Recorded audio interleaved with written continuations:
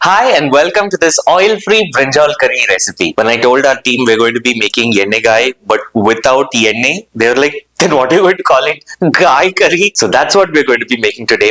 This is a delicious, rich and creamy gravy from South India, and it has different recipes in different areas. There's one I know from Tamil Nadu and one from Karnataka. We're going to make kind of a combination of both with some healthy tweaks. So make sure you watch until the end to know the three things you need to do to make this a healthy recipe.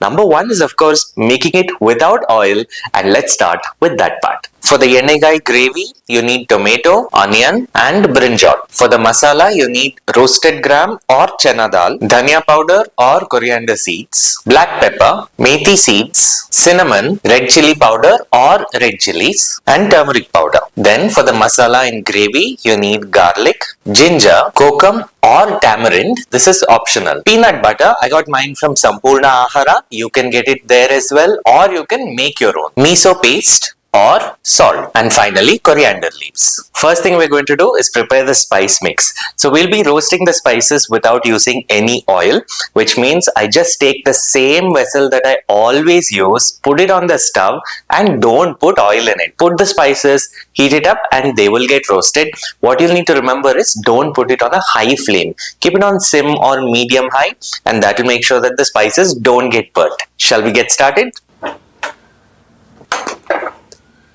Some methi, black pepper, cinnamon and kokum. So kokum is an alternative for tamarind. I like kokum better because tamarind reduces mineral absorption, but kokum doesn't reduce it as much. So from that perspective, kokum is actually healthier to use. So I prefer to use kokum in my cooking. If you don't have kokum at home, you can use tamarind as well.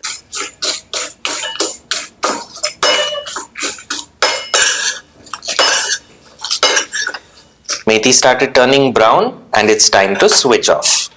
That kokum methi smell is amazing. First I'm going to use the roasted gram. You can also take chana dal and roast it and then use it. In fact, that's what most people do. But I like this better because it's easier to do, number one. And number two, there's less browning and burning. So my masala actually comes out better when I use roasted gram. So I'm going to use this one. I'm also using dhania powder. If you want an even better aroma, you can take dhania, dry roast it and then grind it with the masala. That in fact comes out even better.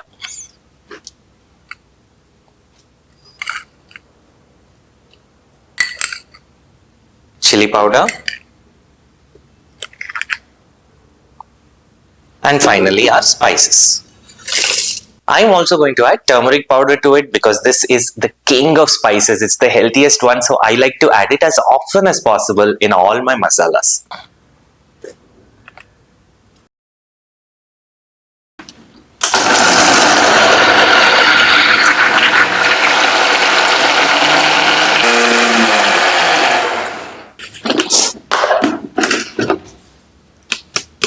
And that's it, your masala is ready. It smells divine. Now I made this in this transparent jar so you can see it easily.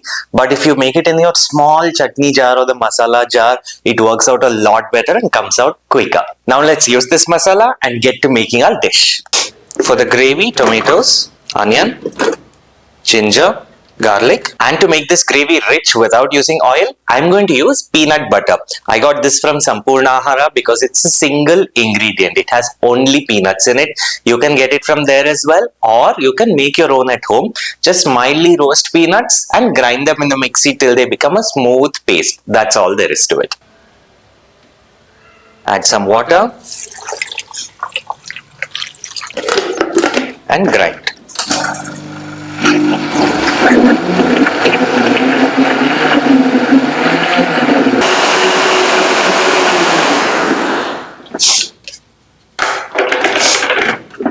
Nice and well ground. Even if there are some chunks left in it, it's absolutely fine. It all goes into the gravy so it'll get cooked down well. Remember, always pour water as soon as you switch on the stove when you're using a clay vessel. If it's stainless steel, you can wait a little longer, but clay tends to crack or burst even.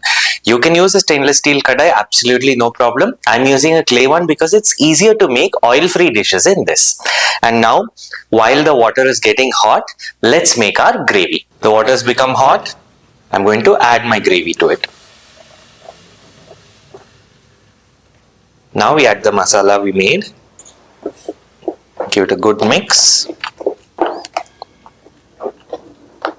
Now we add the brinjals.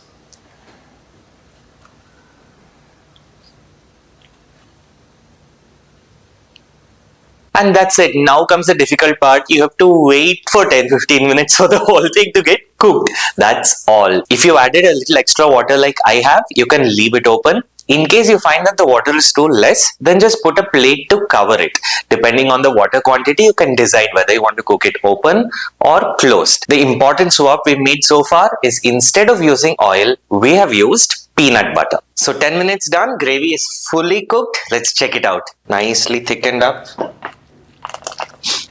Not too thin, not too thick, just the way I like it. And brinjal is also fully cooked. How do you tell if brinjal is fully cooked or not? Look at the inside. If the inside is fully white, it means it's still uncooked. If it's become translucent, then it's fully cooked. Look at that, it's almost fully cooked.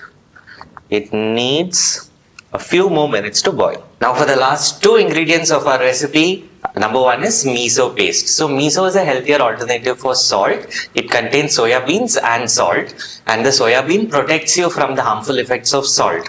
It lowers your risk of heart disease, stomach cancer, strokes and kidney issues and even high BP. So I prefer to use miso paste in all my cooking. If you don't have miso paste, you can get it online, or you can just use regular iodized salt, but make sure you use a less quantity and always add salt at the end after cooking.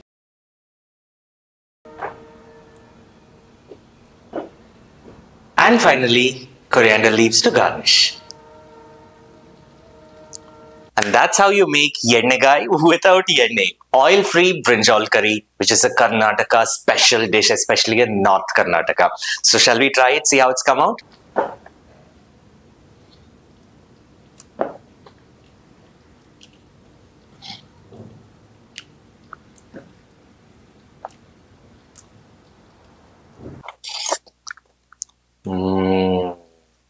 This is so yum.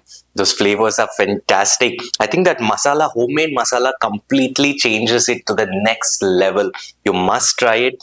Now, in case you don't have masala at home, what do? The trick that I use is I use a little bit of garam masala, coriander seed powder, your dhania powder, turmeric powder, chili powder. Those three are like standard. Apart from that, little bit of garam masala and 2-3 cinnamon sticks.